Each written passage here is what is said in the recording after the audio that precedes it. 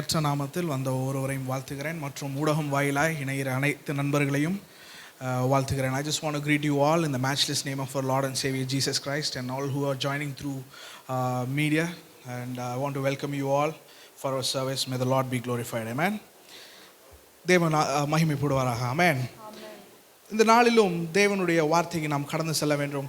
நேரம் இருக்கிறதுனால் நாம் ஒவ்வொன்றாய் பார்க்கும். நான் சரியான நேரத்தில் முடித்து விடுகிறேன். கொஞ்சம் கூட போனாலும் சற்று பொறுத்து கொள்ளும்படிக்கு கேட்டுக்கொள்கிறேன். தேவன் மகிமைப்படுவாராக. கிறிஸ்தவ வாழ்க்கை அநேக காரியங்கள், அநேக நம்பிக்கையினால் கட்டப்பட்ட ஒரு காரியமாக காணப்படுகிறது. We live our life hope in our life is built on hope. நம் நம்பிக்கையினால் கட்டப்பட்டவர்களாய் காணப்படுகிறோம். ஆமென். தேவனை படைத்தவராய் நாம் முதலாவது அறிந்து கொள்கிறோம். ஆமென். சிருஷ்டிகராய் அறிந்து கொள்கிறோம். இரண்டாவதாக பாவத்தில் விழப்பட்டு தேவனுடைய கோபாக்கினைக்கு ஆளான நம்மை, கோபத்துக்கு ஆளாகப்பட்ட நம்மை ரட்சித்தவராய் அறிந்து கொள்கிறோம். ஆமென். மூன்றாவது ஒரு காரியம், அவருக்காக வாழ்கிறது, பரிசுத்த வாழ்க்கை வாழ்ந்து சாட்சியுள்ள வாழ்க்கை வாழ்கிறது. மூன்றாவது காரியம் எதோட தொடர்பு உள்ளது என்றால் அவருடைய வருகை குறித்து தொடர்புள்ளது. ஆமென். கிறிஸ்துவுடைய இரண்டாவது வருகை மிகவும் சமீபமாக இருக்கிறது. ஆமென்.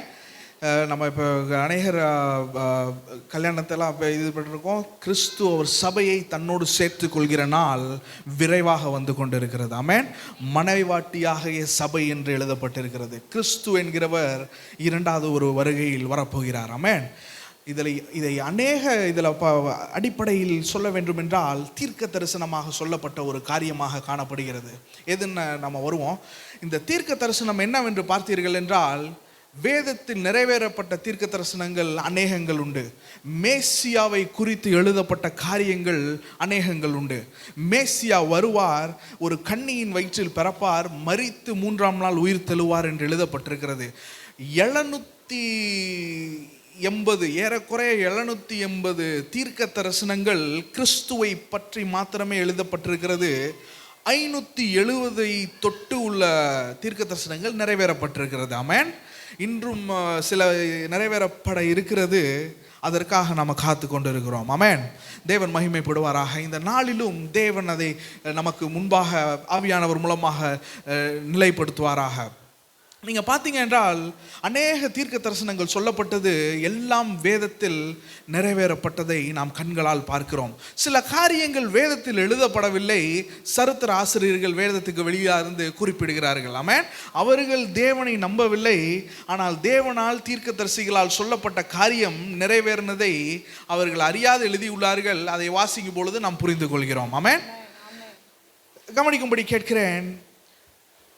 இன்றைக்கு தெரிந்து கொள்ளப்பட்ட தேவனுடைய வார்த்தை லூக்கா எழுதின சுவிசேஷம் 21ஆம் அதிகாரம் 5 முதல் 38 வரைக்கும். ஆனால் ஒவ்வொன்றாய் நாம் போவோம். நேரம் இருக்கிறது காரணமாக நான் ஒவ்வொன்றாய் போக வேண்டும் என்று நினைக்கிறேன்.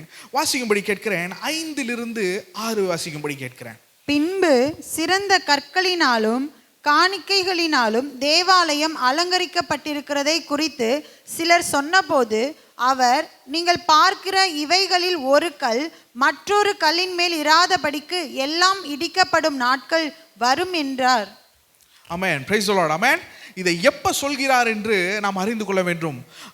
ஆண்டவராகிய இயேசு கிறிஸ்து, ஆங்கிலத்தில் இதை பேஷன் வீக் என்று சொல்வார்கள்.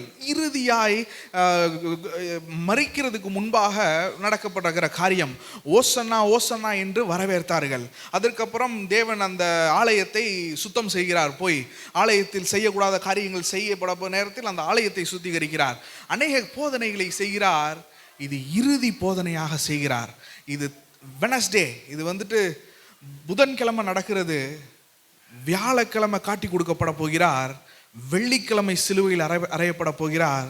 ஞாயிற்றுக்கிழமை உயிர் தெழப் போகிறார். ஆமென். இது எல்லாம் தீர்க்க தரிசனமாக சொல்லப்பட்டது, எல்லாம் நிறைவேறப்பட போகிறது. ஆனால் அதற்கு முன்பாக இந்த காரியத்தை முன்பாக சொல்கிறார். இதை ஆலிவைட் டிஸ்கோர்ஸ் என்று சொல்வார்கள். அதை தமிழில் மொழிபெயர்த்தால் ஒலிவ மலையில் சொல்லப்பட்ட சொற்பொழிவு என்று சொல்லலாம். அது நம்ம கிறிஸ்தவ கான்டெக்ஸ்ட் படி சொல்ல வேண்டும் என்றால் ஒலிவ மலையில் சொல்லப்பட்ட எச்சரிக்கையும் நம்பிக்கையும் என்று சொல்லலாம். ஆமென். இது ஒலிவ மலையிலிருந்து இறுதியாக அது இயேசு கிறிஸ்து சிலுவையில் அறையப்பட போவதற்கு முன்பாக சொல்கிற ஒரு காரியமாக இருக்கிறது. யூத ஜனங்கள் மத்தியில் உள்ள மதத்தில் உள்ள அனைத்து காரியங்களையும் இயேசு கிறிஸ்து எக்ஸ்போஸ் பண்ணிட்டாரு.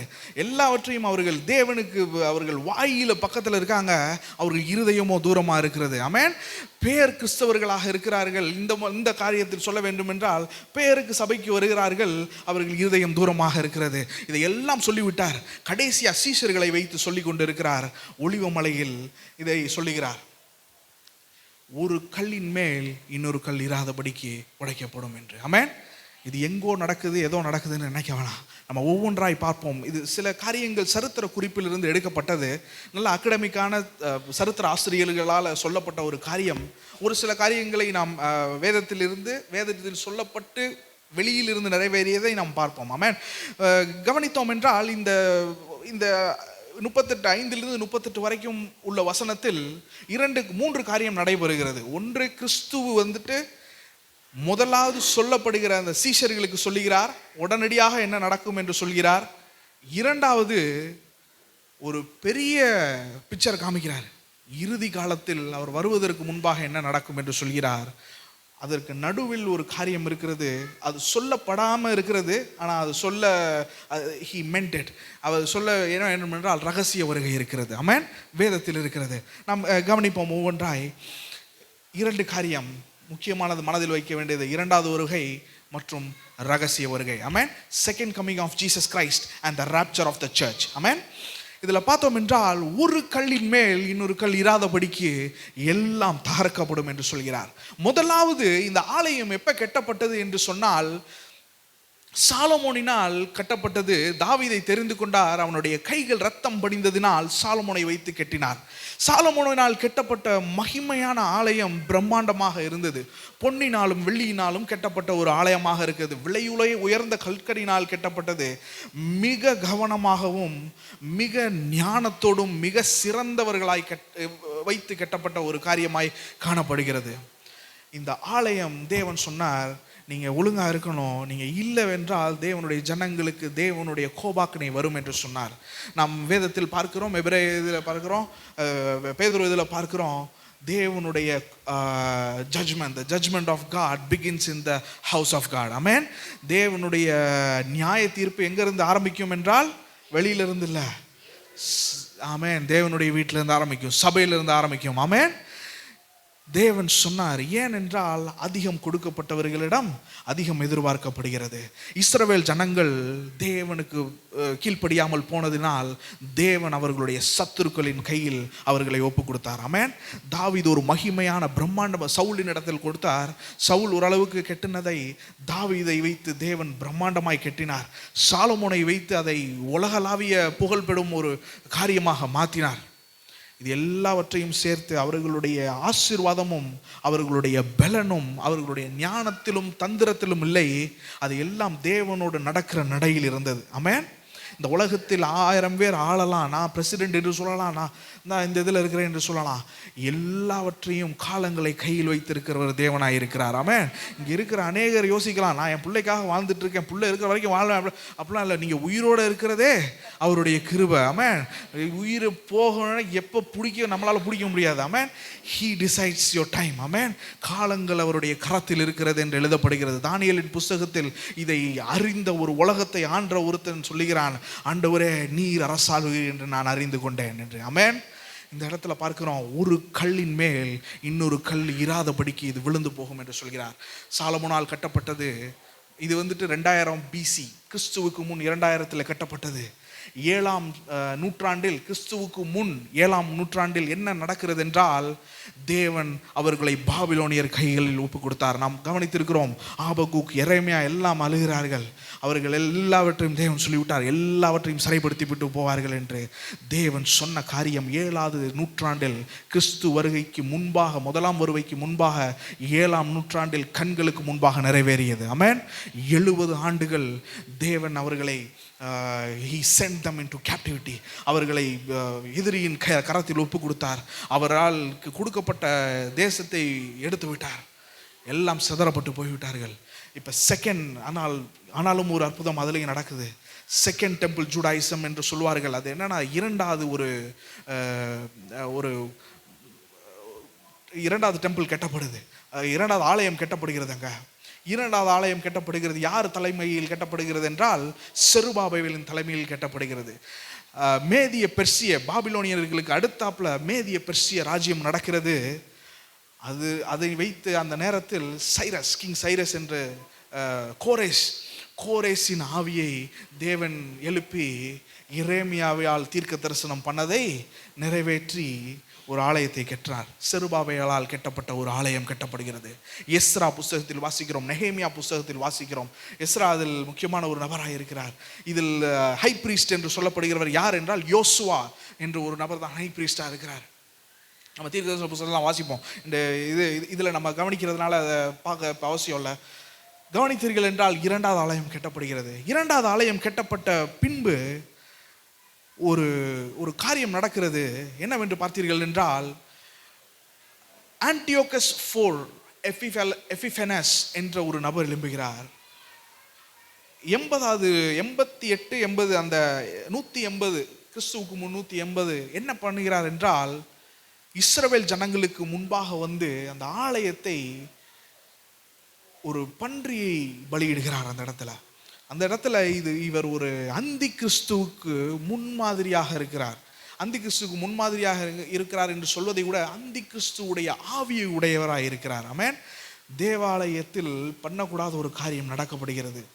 இது this is a picture of what is going to happen in the last days. கடைசி நாட்களில் என்ன நடக்க போகிறதோ அதுக்கு ஒரு அடையாளமாக ஒரு பார்க்கிறோம். அதுதான் யாக்கோபுல எழுதுறான். இப்பவே நீங்க கடைசி காலமா இருக்குது, அநேக அந்தி கிறிஸ்து எழுப்புறாங்க, இப்பவே அநேக அந்தி கிறிஸ்துகள் இருக்கிறார்கள் என்று எழுதுகிறான். அதுல ஒருத்தன் தான் எபிஃபெனஸ். அநேகர் கிறிஸ்துவுக்கு எதிரான சிந்தையை கொண்டவர்கள். யாரு அந்தி கிறிஸ்து என்று இன்னொரு அடிப்படையான கொட்டேஷன் என்னன்னா, கிறிஸ்துவை மறுதலிக்கிறவர் அந்தி கிறிஸ்து. ஆமென். அது எந்த மதமாக வேணாலும் இருக்கலாம். நாங்கள் கிறிஸ்துவை மதிக்கிறோம் என்று சொல்லலாம், கிறிஸ்துவை பெரிய தீர்க்கதரிசியாக ஏற்றுக்கொள்கிறோம் என்று சொல்லலாம். வேதம் சொன்ன காரியங்களை மறுதலிக்கும் பொழுது அவர்கள் அந்தி கிறிஸ்துவாக காணப்படுகிறார்கள். ஆமென். அநேக அந்தி கிறிஸ்து மதங்கள் இருக்கிறது, அநேக அந்தி கிறிஸ்து டினாமினேஷன் இருக்கிறது. ஆமென். தேவன் சத்தியத்தில் நம்மை வைப்பாராக. ஆமென். இந்த 2வது நேரத்தில் ஒரு அந்தி கிறிஸ்து அங்கே ஏற்படுகிறான். அந்த ஆலயத்தை கொச்சையாக்குகிறான். அங்கே நடக்கக்கூடாத ஒரு பன்றியை பலியிடுகிறான் அந்த இடத்துல. அந்த இடத்துக்கு அப்புறம் மக்கபேயன் ரிவோல்ட்னு ஆங்கிலத்தில் சொல்வார்கள். மக்கபேயர்கள் மத்தேயாஸ் என்கிற ஒரு நபருடைய குடும்பத்தில் மக்கபேய சகோதரர்களாம் சேர்ந்து யுத்தம் பண்ணுகிறார்கள். மக்கபேய ரிவோல்ட் சக்ஸஸ்ஃபுல்லாக ஜெயிச்சு யூத இதிலிருந்து தலைவர்களாக இருந்து ஜெயிச்சு வந்துடுறாங்க. அடுத்து அந்த காலங்கள் நல்லா இருக்கிறது. ஹேரோத் த கிரேட் என்று சொல்கிறார்கள். ஹேரோத் த கிரேட் என்று சொல்கிறார்கள். அது உலகத்தின் பார்வையில். ஆமென். ஏனென்றால் இந்த ஏரோது வேதத்தில் கூட சொல்லப்பட்டிருக்குது. கிறிஸ்து இந்த ஆலயத்தை அழித்து கெட்டுவேன் என்று சொன்ன உடனே என்ன சொன்னா, ஏரோது இத்தனை ஆண்டுகளாக கெட்டினது திடீர்னு நீங்கள் அழிச்சு கெட்டவங்களான்னு என்று எதிர்க்கப்பட்டிருக்கு. ஆனால் இந்த ஏரோது தான் இன்னொரு இடத்துல கிறிஸ்து ஆண் பிள்ளைகளை கொன்றவன். ஆமென். கிறிஸ்து யார் என்று தேடி அழித்தவன். ஆனால் ஆலயத்துக்கு அவனுக்கு ஒரு பொலிட்டிக்கல் ரீசன் வேணும். ஆலயத்துக்கு இவ்வளவு மகிமான ஆலயம் இப்படி கிடக்குதா, நான் தங்கமும் பொல்லியும் வெள்ளியும் கொடுக்குறேன் என்று எல்லாவற்றையும் செலவு பண்ணி அந்த ஆலயத்தை மிக மகிமையாய் விஸ்தரித்தான், ரெனோவேட் பண்ணான், அதை பெருசாக்கினான். செருபாபேலால் கட்டப்பட்ட ஆலயம். ஆமென். இது 2வது. சாலமோனால் கட்டப்பட்டது, பாபிலோனியால் வீழ்த்தப்பட்டது. அதுக்கடுத்து செருபாபேலால் கட்டப்படுகிறது. இப்போ கிறிஸ்து வருகிற நேரத்துக்கு முன்பாக திரும்ப ரெனோவேட் பண்ணப்படுகிறது. இந்த இடத்துல இருந்துட்டு இந்த ஆலயம் மிக மகிமையான ஒரு ஆலயமாக காணப்படுகிறது.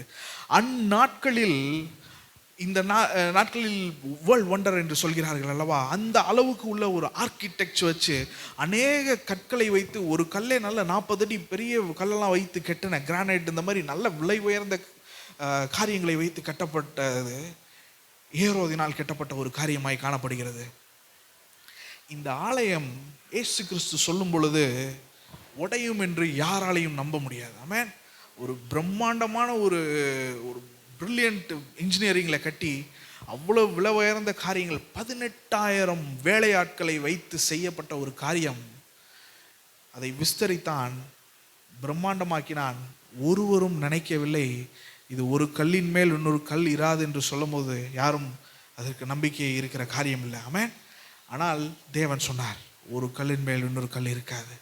ஏன் அப்படி சொன்னார்?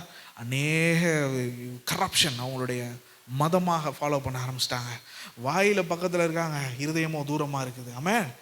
எல்லாம் ஆலயம் வந்துட்டு அவங்களுக்கு பொண்ணும் வெள்ளியும் ஆயிடுச்சு. அதனால் ஆலயத்தில் ஆனால் ஆலயம் முக்கியமான ஒரு காரியமாக இருக்க வேண்டியது. ஆலயம் எதை பிரதிபலித்தது என்றால் ஆசரிப்பு கூடாரத்தை பிரதிபலித்த ஒரு காரியம். இயேசு தி லார்ட் டேபர்னாக்கிள்ஸ் தேர். ஆனால் எல்லாவற்றையும் விட்டு அதை அந்த பில்டிங் மேலே ஃபோக்கஸ் ஆயிடுச்சு. எல்லாவற்றையும் எடுத்தார். தேவன் சொன்னார், வெனஸ்டே சொல்கிறாரு, எல்லாம் உடைந்து போகும்ட்டு. 30 நூற்றாண்டு, ஏறக்குறைய 30 AD 30 கிறிஸ்துவுக்கு பின் 30 கிட்ட சொல்கிறாரு. அன்பானவர்களே, இது எப்பொழுது நிறைவேறுது என்று பார்க்கிறோம் என்றால் 70வது AD 70 கிறிஸ்துவுக்கு பின் 70 ஆண்டில் என்ன நடக்கிறது என்றால், யூத ஜனங்கள் மிகவும் ஒடுக்கப்படுகிறார்கள். பொலிட்டிக்கலாகவும் அரசியல் ரீதியாகவும் சரி, பொருளாதார ரீதியாகவும் சரி, மத ரீதியாகவும் சரி, இதற்கு எதிராக சரித்திரபூர்வமாக யுத்தம் புரிந்தார்கள். யுத்தத்துக்கு போனவர்கள் அந்த நாட்களில் வெஸ்பாஷியன் என்கிறவர் தான் ரோமாபுரியின் ராஜாவாக இருந்தார். அவருடைய மகன் டைட்டஸ் என்கிறவர் தான் முக்கியமான ஒரு இடத்துல இருந்தார். டைட்டஸ் தான் ராஜாவாக இருந்தார். இந்த எருசலேமை கைப்பற்றினார். ஒரு கல்லின் மேல் இன்னொரு கல் இராதபடிக்கு ஆலயத்தை சூறையாடினான். ஆமென். ஆலயம் எல்லாம் நொறுக்கப்பட்டது. அதோடு இயேசு கிறிஸ்துவுடைய வாக்கு சொன்ன வார்த்தை 70ஆம் நூற்றாண்டில் நிறைவேறியது. இது வேதத்தில் இல்லை, சரித்திர ஆசிரியர்களால் சொல்லப்பட்ட ஒரு காரியம் இது. இயேசு கிறிஸ்து 30 சொல்லுகிறார். ஏறக்குறைய 30 ஆண்டுகள் கழித்து இந்த காரியம் நடைபெறுகிறது. முதலாவது ஒரு கல்லின் மேல் இன்னொரு கல் இராதபடிக்கு தேவன் செய்தார். ஆமென். இது பார்த்தீங்கன்னா இந்த 2 வசனம் ஏன் முக்கியம் என்றால், இதுக்கு அடுத்து வரப்போறதற்கெல்லாம் இதுதான் அடித்தளமாக இருக்கிறது. இயேசு கிறிஸ்து முதலாவது தீர்க்க தரிசனத்தை அந்த வசனத்தில் ஆரம்பிக்கிறார். சொன்ன உடனே சொல்றார் 70 நடக்குது. அதில் என்ன ஒரு இது பார்க்கணும்னா, மோசே இதில் சொல்லியிருக்காங்க, சொல்லி நடக்கலைன்னா கல்லெறிஞ்சு கொல்லப்படணும். கிறிஸ்து சொன்னது அந்த இடத்துல நடைபெறுது. அடுத்து இது வாசிக்கும்படி கேட்கிறேன். லூக்கா எழுதின சுவிசேஷம் 21:7-19 வரைக்கும் வாசிக்கும்படி கேட்கிறேன். அவர்கள் அவரை நோக்கி, போதகரே, இவைகள் எப்பொழுது சம்பவிக்கும்? இவைகள் சம்பவிக்கும் காலத்துக்கு அடையாளம் என்ன என்று கேட்டார்கள். அதற்கு அவர், நீங்கள் வஞ்சிக்கப்படாதபடிக்கு எச்சரிக்கையாயிருங்கள். ஏனெனில் அநேகர் வந்து என் நாமத்தை தரித்து கொண்டு நான் தான் கிறிஸ்து என்றும் காலம் சமீபித்தது என்றும் சொல்லுவார்கள். அவர்களை பின்பற்றாதிருங்கள். யுத்தங்களையும் கலகங்களையும் குறித்து நீங்கள் கேள்விப்படும் போது பயப்படாதிருங்கள். இவைகள் முன்னதாக சம்பவிக்க வேண்டியதே, ஆனாலும் முடிவு உடனே வராது என்றார். அப்பொழுது அவர் அவர்களை நோக்கி, ஜனத்துக்கு விரோதமாய் ஜனமும் ராஜ்யத்துக்கு விரோதமாய் ராஜ்யமும் எழும்பும். பல இடங்களில் மகா பூமி அதிர்ச்சிகளும் பஞ்சங்களும் கொள்ளை நோய்களும் உண்டாகும். வானத்திலிருந்து பயங்கரமான தோற்றங்களும் பெரிய அடையாளங்களும் உண்டாகும். இவைகள் எல்லாம் நடப்பதற்கு முன்னே என் நாமத்தின் நிமித்தம் அவர்கள் உங்களை பிடித்து ஜெப ஆலயங்களுக்கும் சிறைச்சாலைகளுக்கும் ஒப்பு கொடுத்து ராஜாக்கள் முன்பாகவும் அதிபதிகள் முன்பாகவும் உங்களை இழுத்து துன்பப்படுத்துவார்கள். ஆனாலும் அது உங்களுக்கு சாட்சியாவதற்கு ஏதுவாயிருக்கும். ஆகையால் என்ன உத்தரவு சொல்லுவோம் என்று கவலைப்படாதிருக்கும்படி உங்கள் மனதிலே நிர்ணயம் பண்ணி கொள்ளுங்கள். உங்களை விரோதிக்கிறவர்கள் ஒருவரும் எதிர் பேசவும் எதிர் நிற்கவும் கூடாத வாக்கையும் ஞானத்தையும் நான் உங்களுக்கு கொடுப்பேன். பெற்றாராலும் சகோதரராலும் பந்து ஜனங்களாலும் சிநேகிதராலும் காட்டி கொடுக்கப்படுவீர்கள். உங்களில் சிலரை கொலை செய்வார்கள். என் நாமத்தின் நிமித்தம் எல்லாராலும் பகைக்கப்படுவீர்கள். ஆனாலும் உங்கள் தலைமயிரில் ஒன்றாகிலும் அழியாது. உங்கள் பொறுமையினால் உங்கள் ஆத்துமாக்களை காத்து கொள்ளுங்கள். Praise the lord. ஆமென். அநேக காரியங்கள் சொல்லப்படுகிறது இந்த இடத்தில். நீங்கள் கவனித்தீர்கள் என்றால் தேவன் சொல்லுகிறார், அங்கே உட்கார்ந்திருக்க சீஷர்களுக்கு சொல்கிறார். ஆமென். அது உடனடியாக நடக்கிற ஒரு காரியத்தை முன்வைக்கிறார். இம்மீடியட் உடனே அந்த அந்த அவர் சொல்லி அதற்கு சில நாட்களில் நடைபெறுகிற ஒரு காரியம், அந்த சீஷர்கள் வாழ்க்கையில் நடைபெறுகிற ஒரு காரியத்தை தேவன் முன்வைக்கிறார். வாசிக்கும்படி 8 10 வரைக்கும் வாசிக்கும்படி கேட்கிறேன். மீண்டும் ஒரு முறை முதலாவது சொல்கிறார், கவனமா இருக்க சொல்கிறார். வாசிக்கும்படி ஒரு நேரம் வாசிங்க. அதற்கு அவர், நீங்கள் வஞ்சிக்கப்படாதபடிக்கு எச்சரிக்கையாயிருங்கள். ஏனெனில் அநேகர் வந்து என் நாமத்தை தரித்து கொண்டு நான் தான் கிறிஸ்து என்றும் காலம் சமீபித்தது என்றும் சொல்லுவார்கள். அவர்களை பின்பற்றாதிருங்கள். யுத்தங்களையும் கலகங்களையும் குறித்து கவனமாயிருங்கள். ஆமென். do not be deceived. ஏமாந்து போயிடாதீங்க. ஆமென். இந்த இடத்துல சொல்றாரு, அநேகர் வந்து நான் தான் கிறிஸ்து என்று சொல்வார்கள், நான் தான் மேசியா என்று சொல்வார்கள், இல்லை என்றால் கிறிஸ்து அங்கே இருக்கிறார் இங்கே இருக்கிறார்னு சொல்லுவாங்க. இதெல்லாம் கண்டு ஏமாந்துடாதீங்கன்னு சொல்றாரு. ஆமென். ஏன் அதை சொல்றாருன்னா, முதல்ல கேட்குறாரு, ஆண்டவரே எப்போ கடைசி காலம் வரும் என்று கேட்குறாங்க. இப்போ என்னடானா, ஒன்று கடைசி காலத்தை குறித்து மாத்திரமே பேசுவார்கள், இல்லை கடைசி காலத்தை குறித்து பேசாமலே இருப்பார்கள். ஆமென். எப்போ என்கிற கியூரியாசிட்டி வந்துருச்சுனாலே எதை சொன்னாலும் நம்பி விடுவாங்க. ஆமென். இந்த நேரத்தில் நீங்கள் பார்த்தீங்கன்னா 130வது கிறிஸ்துவுக்கு பின் 130 ஒரு யுத்தம் நடக்கிறது. அந்த யுத்தத்தில் அவர் பெயர் என்ன என்று பார்த்தீர்கள் என்றால் பார்கோபா, சைமன் பார்கோபா என்கிற ஒரு நபர் தோன்றுகிறார். தோன்றி முதலாவது யூத ஜனங்களிடத்தில் போய் சொல்லுகிறார், நான் தான் மேசியா என்று சொல்கிறார். இதை நம்பி இரண்டாவது அவர்கள் ரோம சாம்ராஜ்யத்தோடு சண்டைக்கு போகிறார்கள். ரோம சாம்ராஜ்யம் எருசலேம் முழுவதையும் தீ வைத்து கொளுத்துகிறது. எல்லாம் முடிந்து போய்விடுகிறது. அதோடு அதுதான் கடைசி டயஸ்பரா.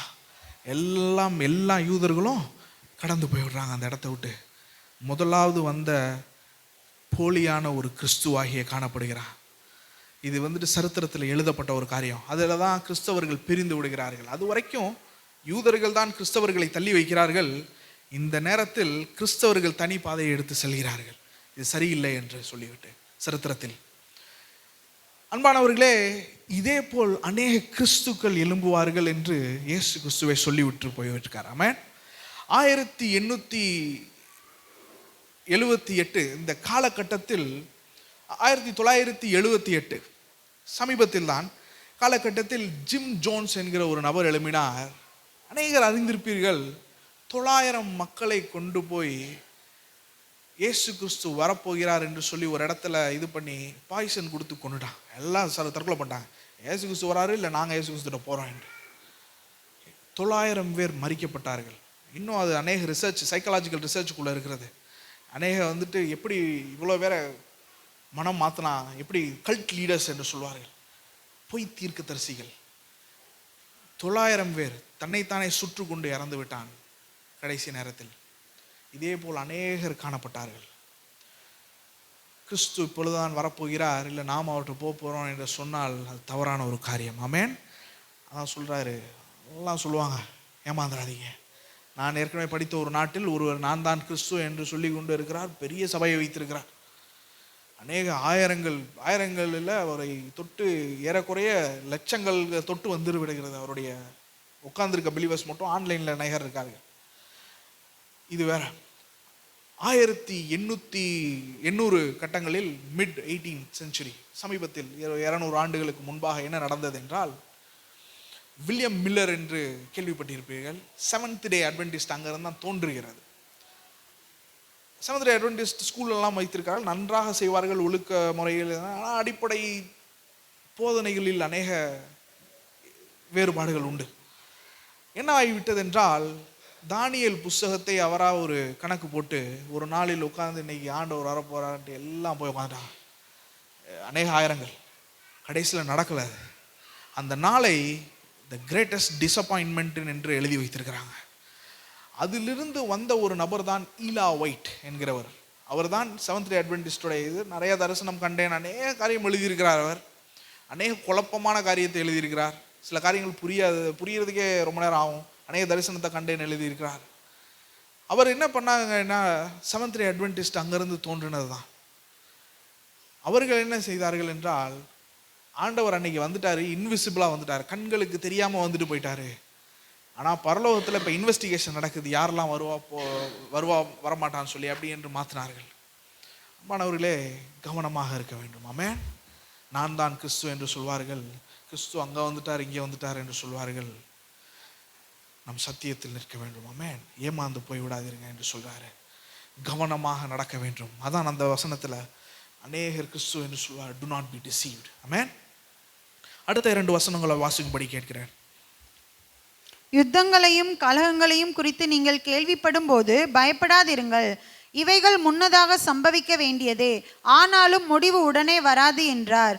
அப்பொழுது அவர் அவர்களை நோக்கி, ஜனத்துக்கு விரோதமாய் ஜனமும் ராஜ்யத்துக்கு விரோதமாய் ராஜ்யமும் எழும்பும். இதுல அடுத்த கட்டமாக சொல்கிறார், ஜனத்துக்கு விரோதமாய் ஜனமும் அநேக யுத்தங்களையும் இதையும் சந்திப்பீர்கள், உடனடியாக முடிவு வராது. ஆமென். 130வது நூற்றாண்டில் நடைபெற்றது எருசலேமை சூறையாடினது. அதிலிருந்து இஸ்ரவேல் ஜனங்களை சரித்திரபூர்வமாக பார்த்து கொண்டு வந்தீர்கள் என்றால் மிக கஷ்டமான ஒரு இடத்துல தான் இருக்கிறார்கள். கண்டினியூ பண்ணி அதை 17 வரைக்கும் வாசிச்சு முடிச்சிரும்படி கேட்கிறேன்.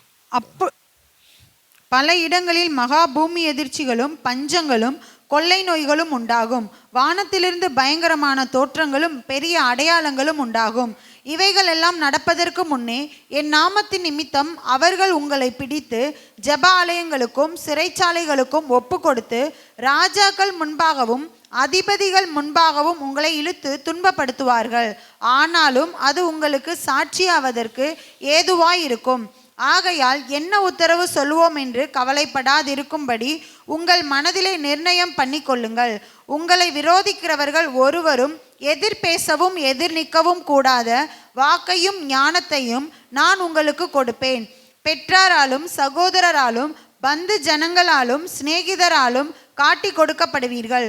உங்களில் சிலரை கொலை செய்வார்கள். என் நாமத்தின் நிமித்தம் எல்லாராலும் பகைக்கப்படுவீர்கள். Praise the Lord. இது வந்துட்டு சீஷர்களுக்கு சொல்கிறார் இயேசு கிறிஸ்து. ஆவியானவர் சபைக்கும் இதை சொல்லுகிறார். ஆமென். இதில் கவனித்தீர்கள் என்றால் அநேக காரியங்கள் சொல்லப்படுகிறது. இங்கே அநேக யுத்தங்கள் நடக்கும், அநேக ஃபேமின் பஞ்சம் ஏற்படும். ஆனால் எல்லா சீஷர்களையும் உங்களை சினகாகிலிருந்து வெளியேற்றிடுவாங்க, ஆலயத்திலேருந்து வெளியேற்றிடுவாங்க, எல்லாரும் உங்களுக்கு எதிராக செல்வாங்க. ஆனால் இதெல்லாம் எதற்கு நடக்கிறது என்றால் எனக்கு நீங்கள் சாட்சியாக நிற்பீங்க. ஆமென். யார் இடத்துல சொல்கிறார் என்றால் சில நேரத்தில் மறுதளிக்க போகிறவர்களிடத்திலும் சில நேரத்தில் அவரை விட்டு ஓடி போக ஆட்கள்கிட்டையும் சொல்கிறார்.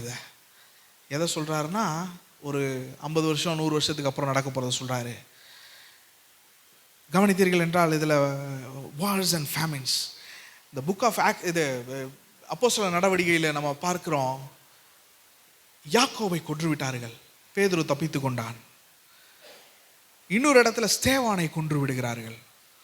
பவுல் அநேக இடத்தில் கிறிஸ்துவுக்காக அநேக ராஜாக்கள் முன்பாக நிற்கிறான். ஆமென். இது எல்லாம் சொல்லப்பட்டதெல்லாம் சீஷர்களுடைய வாழ்க்கையில் நிறைவேறப்பட ஆரம்பித்தது. இன்றும் சபைக்கு நடந்து கொண்டு இருக்கிறது. ஆமென். இது எல்லாம் உபத்திரவத்துக்குள்ளேயும் போவீங்க, எல்லாம் கஷ்டத்துக்குள்ளேயும் போவீங்க, ஏன் நாமத்தினால. ஆமென். ஒரு கிறிஸ்துவுக்காக நிற்கிறீங்க என்றதுக்காக இதற்கெல்லாம் போவீங்க. எனக்காக சாட்சியாய் நான் நிறுத்துவேன் என்று அவருடைய சீஷர்களுக்கு சொன்னார். இன்று சபைக்கு சொல்கிறார். ஆமென். அதே இது அந்த அப்போஸ்தலர் நடவடிக்கைகளில் முழுவதும் நடந்ததை நம்ம பார்க்குறோம். இன்று நம்ம வாழ்க்கையிலையும் அதுதான் ஆவியானவர் சொல்கிறார். ஆமென். அநேக கடைசி காலமாக இருக்கிறது. அநேக நேரங்களில் கிறிஸ்துவை மறுதலிக்காத வாழ்க்கை வாழ வேண்டும். ஆமென். ஒருவர் சொன்னார், நான் பார்க்குற வேலையில் ஸ்ட்ரெயிட் ஃபார்வர்டாக இருந்தால் இருக்க முடியாது அப்படின்றார். அதே மாதிரி தான் அந்த உலகமும். ஆமென். பரிசுத்த வாழ்க்கையை வாழும்போது மற்ற காரியங்களுக்கு எதிராக தான் செயல்பட வேண்டிய சூழ்நிலை வரும். அது இந்த குறிப்பிட்ட காலத்தில் இந்த உலகம் வந்துட்டு எதிராளியின் கரத்தில் இருக்கிறது. ஆமென். கிறிஸ்துவின் வருகை வரைக்கும் அந்த நேரத்தில் சபை அநேக உபத்திரவங்களுக்கு மத்தியில் காணப்படுகிறது. 12 சீஷர்கள் இருந்தார்கள். யூதாஸுக்கு பதிலாக இன்னொரு வந்தார். ஏறக்குறைய முக்கால்வாசி 11 பேர் யோவானை தவிர எல்லாம் இரத்த சாட்சியாக மரித்தார்கள் கிறிஸ்துவுக்காக. ஒரு நாளில் மறுதலித்து ஓடினார்கள், இவர் யார் என்று தெரியாதென்று. ஆவியானவருடைய வல்லமை வந்தது. உண்மை அறிந்தவர்கள் அவர்கள் என்றார்கள். ஆமென். சரித்திரம் சொல்கிறது, பேதுருவை தலைகீழ வைத்து சிலுவையில் அடைத்தார்கள். ஆமென். அவன் வந்துட்டு மறுதலித்துட்டு போனவன், ஒரு நாட்களில் மறுதலித்துட்டு போனவன். ஆனால் ஆவியானவருடைய வல்லமை அவனை எடுத்து நிறுத்தியது. ஆமென். ஒரு நாளில் அவனுக்கு வந்துட்டு கிறிஸ்துவுக்காக சாட்சி சொல்ல முடியவில்லை. ஆனால் ஒரு நாள் கிறிஸ்துவுக்காக மரிக்க நேரிட்டது. கிறிஸ்து அவனை பலப்படுத்தினார். ஆமென். இதை பார்க்கிறோம். 12 சீஷர்களும் ஒரு பொய்யான ஒரு காரியத்திற்கு மரிக்க மாட்டார்கள். ஆமென். ஒரு காரியம் பொய் என்று தெரிந்து விட்டால் அதற்கு மரிக்க மாட்டாங்க. 11 பேர் மரித்தது கிறிஸ்துவுக்காக எழுதப்பட்டிருக்குது. அதற்கடுத்து அநேக இரத்த சாட்சிகள் காலங்காலமாக இருக்கிறது, இன்று வரைக்கும் நடந்து கொண்டு இருக்கிறது. ஆமென். ஒரு சில காரியங்கள் கிறிஸ்துவுக்காக ஸ்ட்ரைட்டாக நிற்கிறது என்று ஒன்று, மற்றொரு காரியம் கிறிஸ்து எது சரியான காரியமோ அதை செய்தால் நம்ம வேலையை விட்டு தூக்கிடுவாங்கன்னா அந்த சரியான காரியத்தை தான் செய்ய வேண்டிய ஒரு காரியம் இருக்கிறது. ஆமென். சில நேரங்களில் பார்க்காமல் போக வேண்டிய நேரமும் இருக்கிறது. சில நேரங்களில் அநியாயத்தை எதிர்த்து குரல் கொடுக்கிற நேரமும் இருக்கிறது. எல்லா நேரமும் டிப்ளமேட்டிக்காக இருக்க முடியாது. சில அமைதிகளும் செய்யாத பாவமாய் மாறிவிடும். ஆமென். செய்கிற பாவம் இருக்குது, செய்யாமல் இருக்கிறதும் சில நேரங்களில் பாவமாய் மாறிவிடுகிறது. ஆமென். தேவனுக்காக நிற்பதென்று என்பது அவருடைய வார்த்தையிலும் அவர் கொடுத்த நியாயத்திலும் நிற்பது. ஆமென். இந்த இடத்துல பார்க்குறோம், ஃபுல்லாக இரத்த சாட்சியாக மறிக்கிறாங்க. அநேக இது கிறிஸ்துவுக்கு சாட்சி சொல்கிறாங்க. அதை தொடர்ந்து வாசிக்கும்படி கேட்கிறேன். 20 24 வரைக்கும். எருசலேம் சேனைகளால் சூழப்பட்டு இருப்பதை நீங்கள் காணும்போது அதன் அழிவு சமீபமாயிற்றென்று அறியுங்கள். அப்பொழுது யூதேயாவில் இருக்கிறவர்கள் மலைகளுக்கு ஓடிப்போகவும், எருசலேமில் இருக்கிறவர்கள் வெளியே புறப்படவும், நாட்டுப்புறங்களில் இருக்கிறவர்கள் நகரத்தில் பிரவேசியாமல் இருக்கவும் கடவர்கள். எழுதியிருக்கிற யாவும் நிறைவேறும்படி நீதியை சரிக்கட்டும் நாட்கள் அவைகளே. இப்போ இதுவரைக்கும் சொன்ன காரியம் it happens in the near future. தேவன் சொல்லி அந்த கேட்கிற நபர்களின் வாழ்க்கையில் நடக்கப்பட்ட காரியம், ஆரம்பிக்கப்பட்ட காரியம். ஆனால் இப்போ சொல்லப்படுகிற காரியம் 2வது வருகையை தேவன் குறிப்பிட்டு சொல்கிறார். இதெல்லாம் நடக்கும், ஆனால் உடனே முடிவு வராது என்று அந்த இடத்துல குறிப்பிட்டவர் அதை ஃபாலோ பண்ணி சொல்லும் போது அநேக ராஜ்யங்களும் எழும்பும், எருசலேமை சுற்றி நிற்பாங்க. இதெல்லாம் அந்த நாட்கள் நடக்கவில்லை. அநேக நாடுகள் எருசலேமை சுற்றி நிற்கவில்லை. காலங்காலமாக பார்க்கிறோம் இஸ்ரவேல் ஜனங்களுக்கு எதிராக வல்ல யுத்தத்தை பார்க்கிறோம். 1948 வரைக்கும் நடந்தது. எல்லாம் முடிஞ்சிடும் நினச்சாங்க. 48 இன்னைக்கு வரைக்கும் 37க்கு மேற்பட்ட மேஜர் வார்ஸ், யுத்தங்கள் இஸ்ரவேல் ஜனங்களுக்கு மாத்திரம் நடைபெற்றிருக்கிறது. ஆனால் இதெல்லாம் இன்னும் நடக்கும் என்று தேவன் சொல்லியிருக்கிறார். இப்போ எழுதப்பட்ட காரியம் வந்துட்டு ஒரு குறிப்பிட்ட காரியத்துக்கு, அதை வந்துட்டு கிரேட் ட்ரிபுலேஷன் என்று சொல்வார்கள், மகா உபத்திரவ காலம் என்று சொல்வார்கள். அந்த நாட்களுக்கு முன்பாகவே தேவனுடைய சபை தேவனோடு எடுத்துக்கொள்ளப்படுவார்கள். ஆமென். உதாரணத்துக்கு சொல்ல வேண்டும் என்றால், வெளிப்படுத்தல் வாசிச்சிருங்க என்றால் ஃபஸ்ட்டு 4 சாப்டரில் சபையை குறித்து எழுதுவார். ரொம்ப இன்டென்ஸான ஒரு இது. அதற்கப்புறம் கடைசி 4வது இதுலேருந்து கடைசி இது வரைக்கும் சபையை பற்றி வராது. கடைசியாக கிறிஸ்து வரும்போது கிறிஸ்துவோட சபை வர்றது இருக்கும். இந்த உபத்திரவ காலத்தில் கேட்டின் மகன் ஏற்படுவான். இந்த உபத்திரவ காலம் என்னவென்றால் ஒரு 7 ஆண்டு வரும். எல்லாம் வந்தால் ஒரு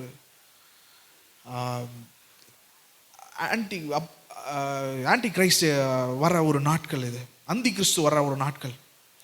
எல்லாம் வந்து அவன் வரும்போது எல்லாம் நல்லான மாதிரி தெரியும். 7 வருஷம். வாசிக்கும்படி கேட்கிறேன். தானியேல் எழுதின புஸ்தகம் 9:27 வாசிக்கும்படி கேட்கிறேன்.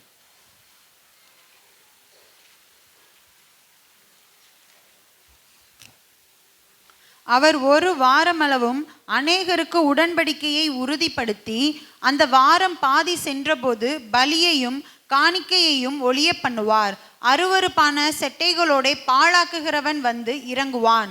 நிர்ணயிக்கப்பட்டபடி இருக்கிற நிர்ணயிக்கப்பட்ட பட்டிருக்கிற நிர்மூலம் பாழாக்குகிறவன் மேல் தீரு மட்டும் சொரியும் என்றான். இது யாரை குறித்து எழுதப்படுகிறது என்றால், அந்தி கிறிஸ்து என்று ஒரு நபர் வருவான். அவனை குறித்து இந்த இடத்துல எழுதப்படுகிறது. அவன் பாழாக்குகிறவன், கேட்டின் மகன் என்று பவுல் எழுதுகிறான். இதெல்லாம் எப்போ நடக்கும் என்றால், வாசிக்கும்படி கேட்கிறேன். 2 தெசலோனியர் 2:1-4 வரைக்கும் வாசிக்கும்படி கேட்கிறேன்.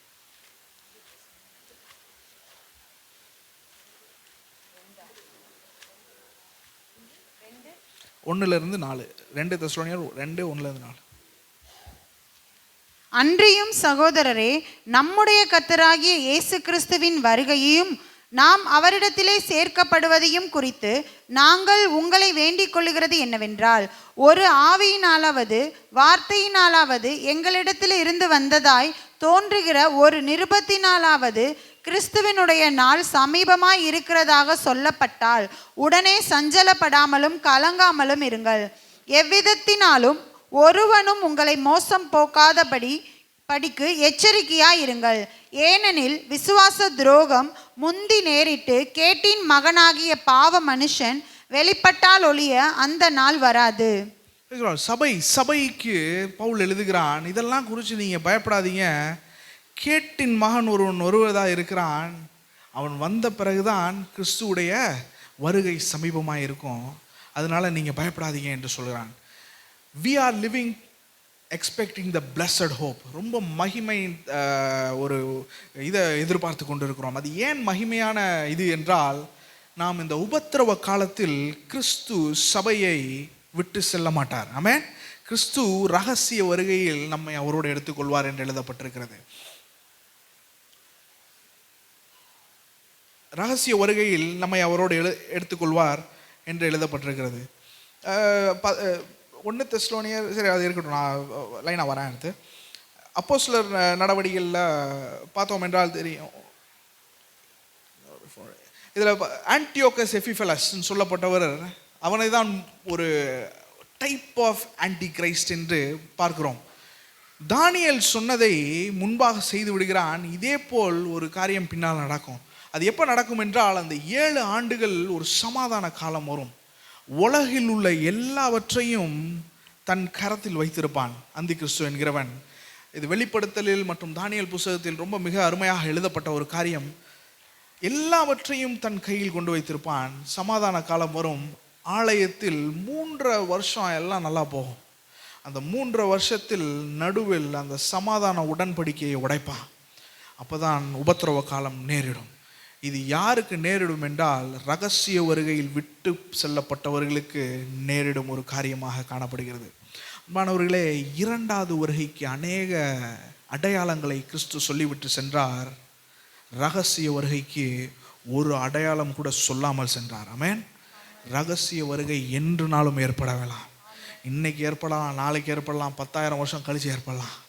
அதை சொல்லவில்லை கிறிஸ்து. இதை வைத்து அநேக படங்கள் எல்லாம் எடுத்திருக்கிறார்கள். ஒரு ஊஞ்சல் ஆடிட்டு இருக்கும், இன்னொரு ஊஞ்சல் மட்டும் இருக்கும். ஏன்னா ராப்சர் ஆஃப் த சர்ச் என்று சொல்லுவாங்க. இது வந்துட்டு கிறிஸ்துவோடு இணைந்து வாழ்கிற மக்கள், பெயர் கிறிஸ்தவர்கள் அல்ல.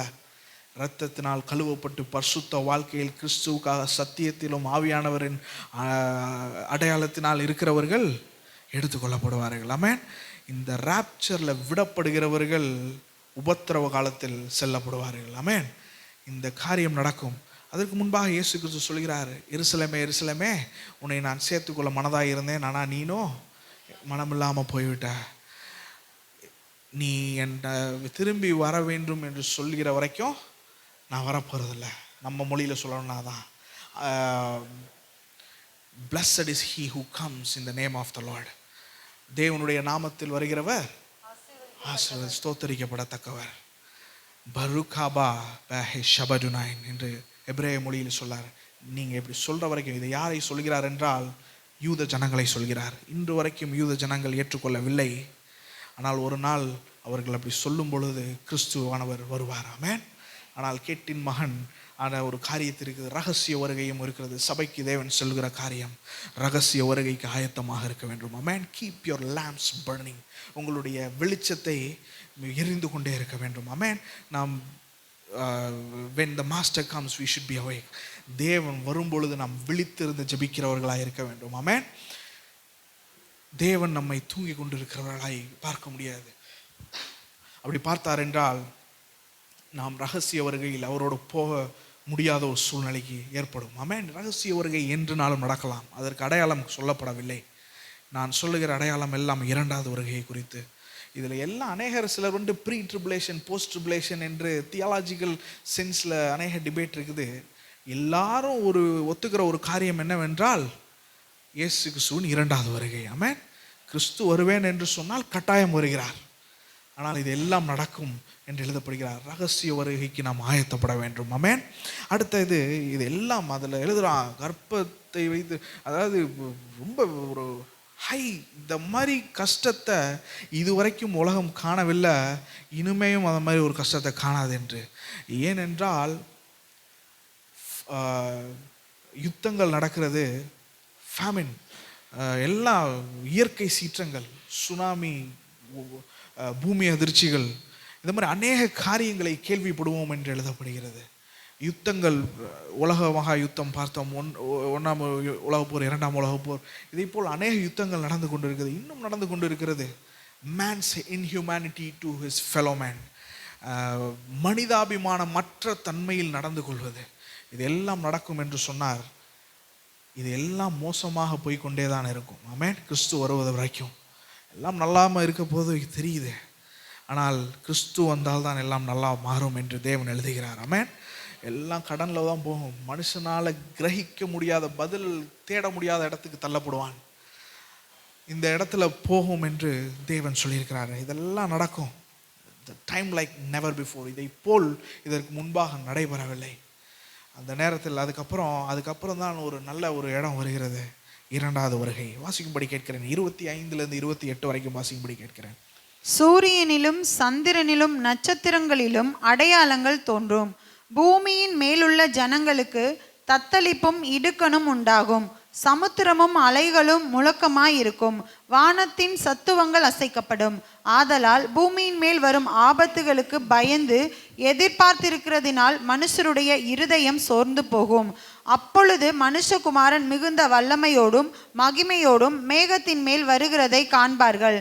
இவைகள் சம்பவிக்க தொடங்கும் போது உங்கள் மீட்பு சமீபமாய் இருப்பதால் நீங்கள் நிமிர்ந்து பார்த்து உங்கள் தலைகளை உயர்த்துங்கள் என்றார். Price the Lord. இப்போதான் சொல்றாரு. அப்போதான் என்ன சொன்னாரு?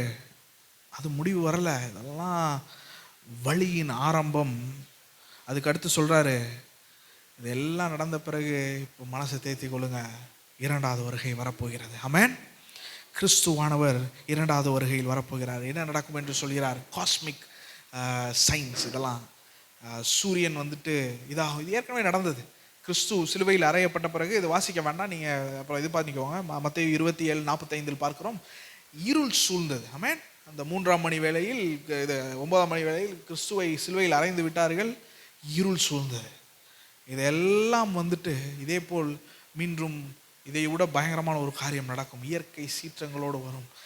வாசிக்கும்படி கேட்கிறேன். அந்த அதில் இன்னொன்று சொல்கிறாரு, சன் ஆஃப் மேன், மனுஷகுமார் என்ற ஒரு இதை குறிப்பிடுறாரு. அதில் அந்த இது ரொம்ப முக்கியமான ஒரு இது. மனுஷகுமாரன் அந்த இது தானியேலோட சேர்ந்து வருகிற ஒரு தீர்க்க தரிசனமாக காணப்படுகிறது. தானியேல் 7:13-14 வாசிக்கும்படி கேட்கிறேன்.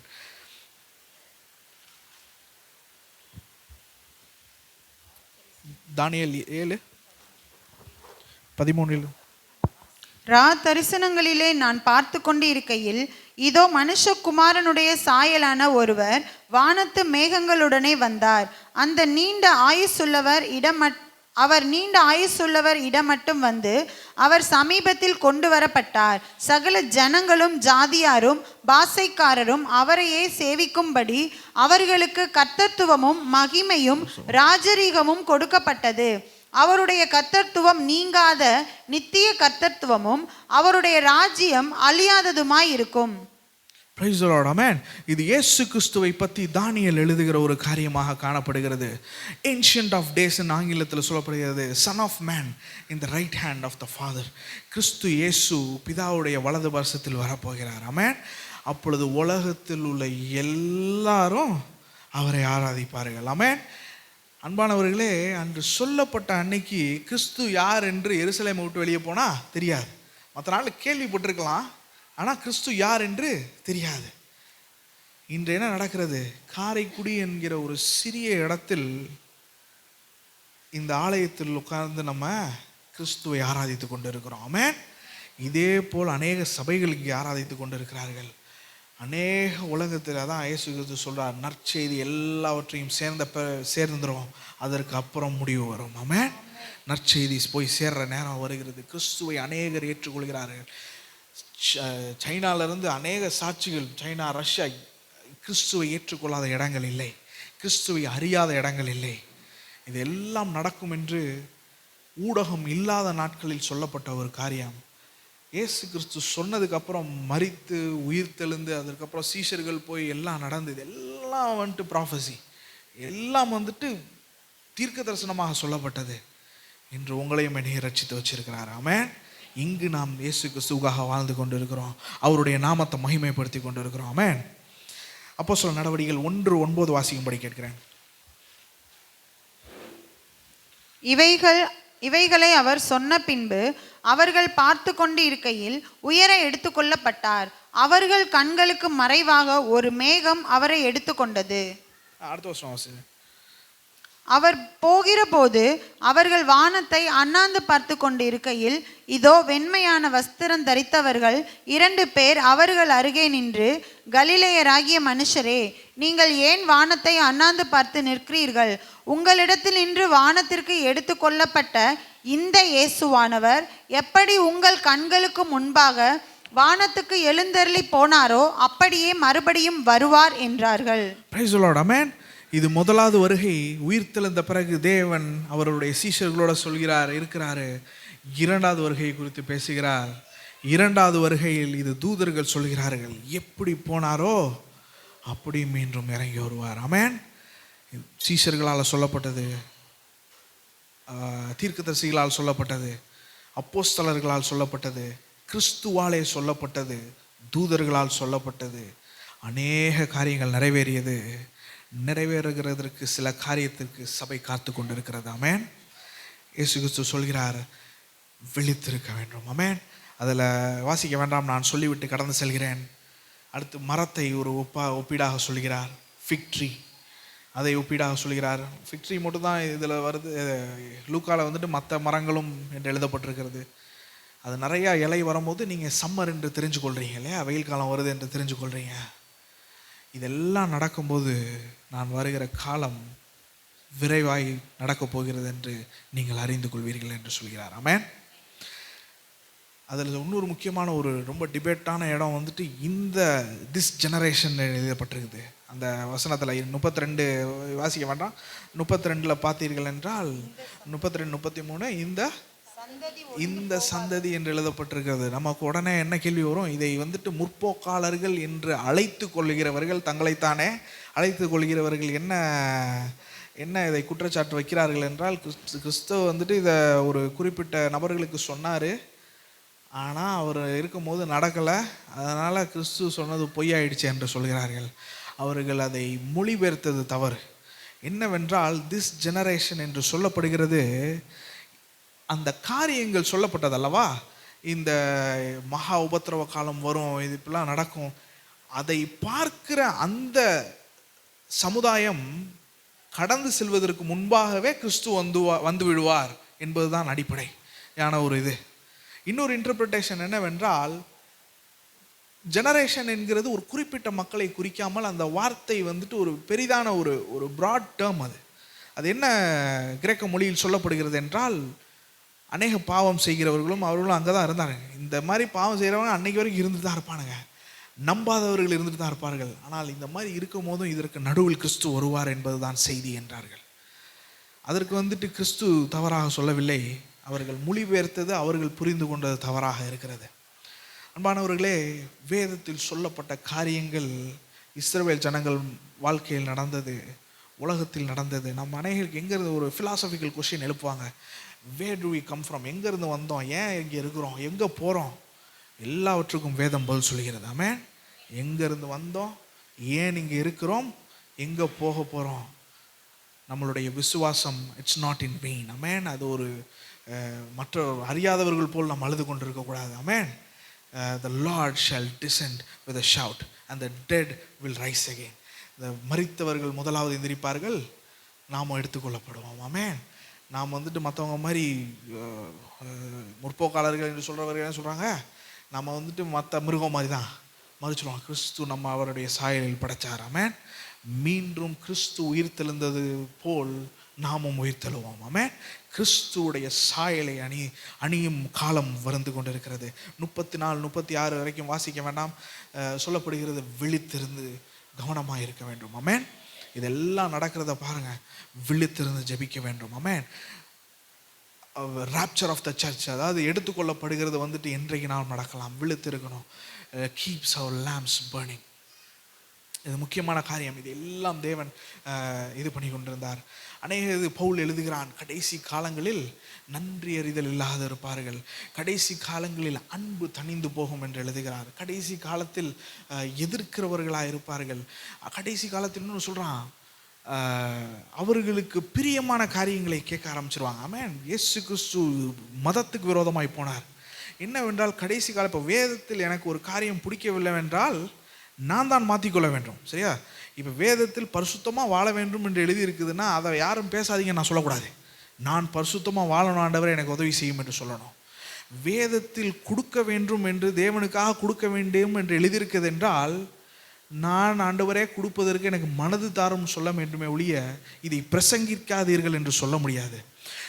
ஆண்டவரே, இந்த வசனத்தில் உம்முடைய கோபாக்கினையை குறித்து போதகர் பேசக்கூடாது என்று நாம் சொல்ல முடியாது. நான் இந்த சபை என்று சொல்லவில்லை, எந்த சபையிலும் போனால் சொல்லக்கூடாது. ஆமென்.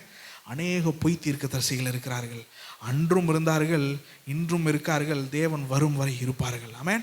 அதில் சொல்லப்படுகிறது, நம்ம பொய் தீர்க்கதரிசனங்கள்லாம் தங்களுக்கு விருப்பமான போதகர்களை ஏற்படுத்தி கொள்வார்கள் என்று பவுல் சொல்லுகிறான். காதுகளுக்கு கேட்கும்படிக்கான காரியம். ஆமென்.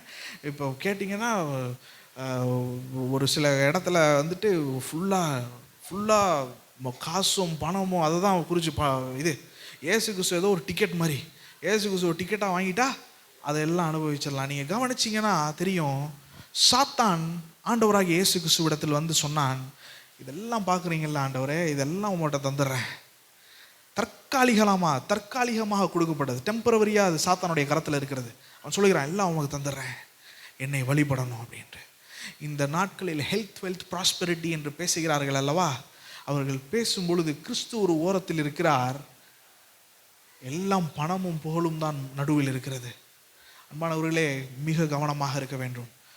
சங்கீதக்காரன் எழுதுகிறான், நன்மையும் கிருபையும் நான் தொடர்ந்து போவேன், இல்லை நன்மையும் கிருபையும் என்னை தொடரும். ஆமென். இயேசு கிறிஸ்து சொல்கிறார், முதலாவது தேவனுடைய ராஜ்யம். எல்லாம் நினைக்கிறோம் நம்ம வேலை பார்க்கறதுக்காக நீங்கள் வாழலை, தேவனுடைய மகிமையை சொல்வதற்காக வாழ்கிறீங்க. ஆமென். அநேகர் உயிருடன் இருப்பதே தேவனுடைய மகிமை தான். நீங்கள் மூச்சு விட்டுட்டு இருக்கிறதே உங்கள் தேவனுடைய கிருபை தான். உங்களை பார்க்கிறவர்கள் தேவனை பார்க்கிறார்கள், நீங்கள் தான் சாட்சியாக இருக்கிறீர்கள். முதலாவது தேவனுடைய ராஜ்யம். ஆமென். இருக்கிற அனைவரும் தேவனுடைய ஊழியத்தை செய்ய அழைக்கப்பட்டிருக்கிறீங்க.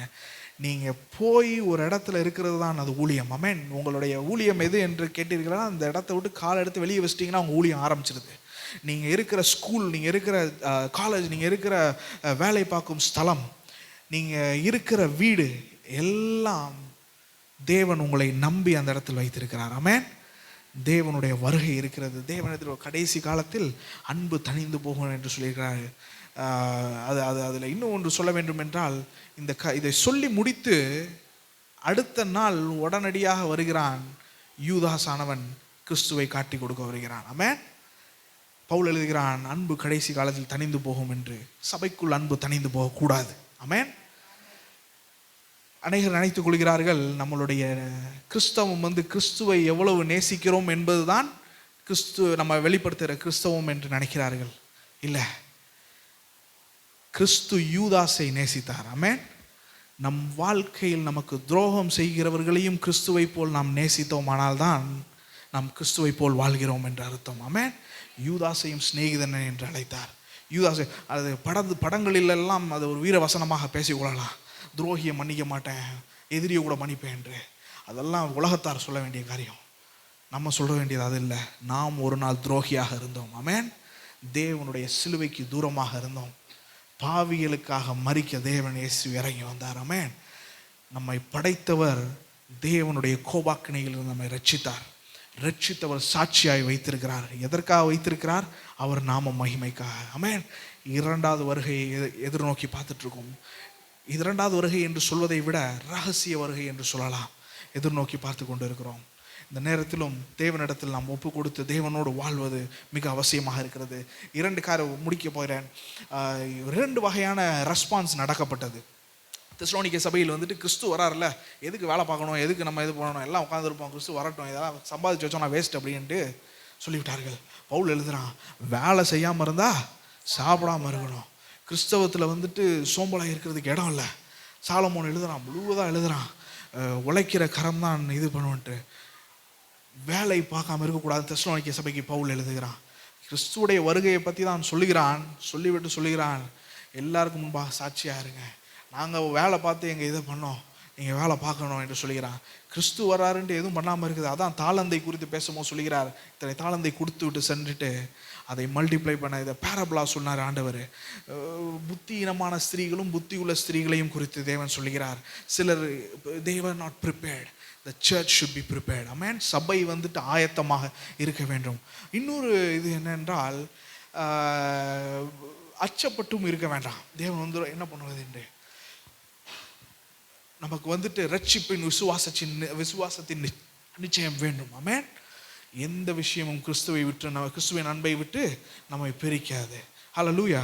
அதுக்கப்புறம் நீங்கள் கவனிச்சிங்கன்னா, கடைசியாக சொல்கிறேன், நகைக்கிறவர்களும் இதையெல்லாம் எங்கே நடக்க போகுது என்று சொல்லுகிறவர்கள் அநேகங்கள் எழும்புவாங்க. அவிசுவாசிகள் இருப்பாங்க. அவர்களுக்கும் நாம் சொல்ல வேண்டியது கட்டாயம், அவர்களை போல் நாம் மாறிவிடக்கூடாது. ஆமென். நம்மை ரட்சித்த தேவன் ஒருவர் இருக்கிறார்.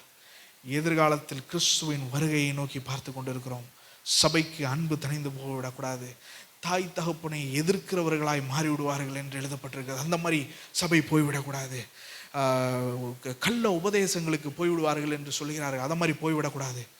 சத்தியம் எங்கே இருக்கோ அங்கே இருக்க வேண்டும். ஆமென். சத்திய ஆவியானவரால் நாம் நிச்சயிக்கப்பட்டவர்கள், நாம் ஆவியானவரால் நிறைந்திருக்க வேண்டும். தேவன் அவ்வளவு பெரிய பில்டிங். எனக்கு வந்துட்டு தனிப்பட்ட விதத்தில் உடன்பாடு உண்டு.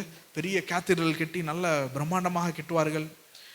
அநேக நேரங்களில் என்ன அது எனக்கு தனிப்பட்ட விதத்தில் உடன்பாடு உண்டு என்றாலும், அதில் என்ன ஒரு காரியம் என்றால், அந்த பில்டிங்கில் போய் அவங்க உட்கார்றாங்க, ப்ரேயர் பண்ணிட்டு வராங்க, அது ஒரு பேருக்கு பண்ணிட்டு வராங்க. அவர்களுக்கு தேவையானதை மட்டும் செஞ்சுட்டு ஒரு நாமினல் கிறிஸ்டியன், பெயர் கிறிஸ்தவர்கள் என்று சொல்லப்படாது, பெயரில் மாத்திரம் கிறிஸ்தவர்களாக இருப்பார்கள். அவர்கள் ஒரு ஸ்டேட்டஸ்கோ அது கிறிஸ்தவர்கள் என்றால். இல்லை என்றால் சிலர் சொல்கிறார்கள், நாங்கள் வந்துட்டு சில காரியத்துக்காக சில பிரச்சனைகளுக்காக நாங்கள் மாறி இருக்க வேண்டும். உண்மையாக கிறிஸ்துவை அறிந்து நாம் இருக்க வேண்டும். ஆமென். உலகத்தில் உபத்திரவப்படுத்துகிறாங்க, கிறிஸ்துவ மாறிட்டா ஸ்டேட்டஸ்கோ கிடச்சிருது இல்லை. கிறிஸ்துவை ஏற்றுக்கொண்டவர்களாக இருக்கணும். ஆமென். நாம் கிறிஸ்துவுக்காக நிற்கிறவர்களாக இருக்கணும். அன்பு தனிந்து இல்லை. உலகத்தில் சொல்கிற காரியங்கள் சபைக்குள் நாம் காணக்கூடாது. ஆமென். யாராவது வெளியில் சொன்னாங்களா, அது எதிரியை மன்னிக்கலாம், துரோகியை மன்னிக்க கூடாதுன்னா, அதை நீ பண்ணுப்பா, எங்கள் ஆண்டவர் எங்களை மன்னிச்சிருக்காரு, நாங்களும் மன்னிக்க வேண்டும் என்ற ஒரு இடத்திற்கு வர வேண்டும். ஆமென். தேவன் நம்மை ஆயத்தப்படுத்துவாராக. சில காரியங்கள் தேவன் தான் நம்மை ஆயத்தப்படுத்த வேண்டும். ஆமென். அன்று இயேசு கிறிஸ்து சீஷர்களுக்கு சொன்னார், இன்று ஆவியானவர் சபைக்கு சொல்கிறார். ஆமென். காதுள்ளவன் கேட்க கடவன். ஆமென். கண்களை மூடி நாம் ஜெபம் செய்வோமாக.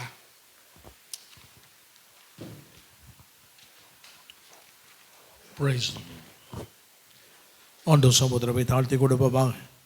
வார்த்தைகளை கேட்டோம். இயேசு கிறிஸ்து இந்த உலகத்தில் இருக்கும்போது அவர் சொன்ன வார்த்தைகள் நிறைவேறினது.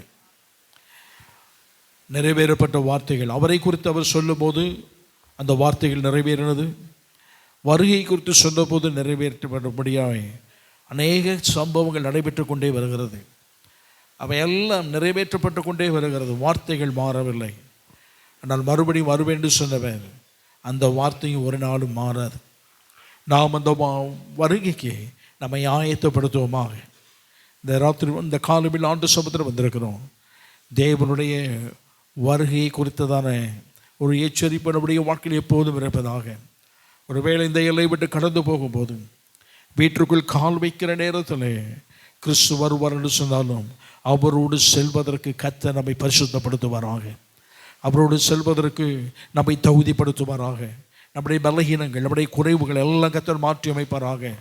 நாம் அவருடைய நித்திய ராஜ்யத்துக்குரியவராக இருக்க வேண்டும். கர்த்தர் நமக்கு கிருபை செய்வாராக. கர்த்தர் நம்ம சோதரப்படுவோமாக.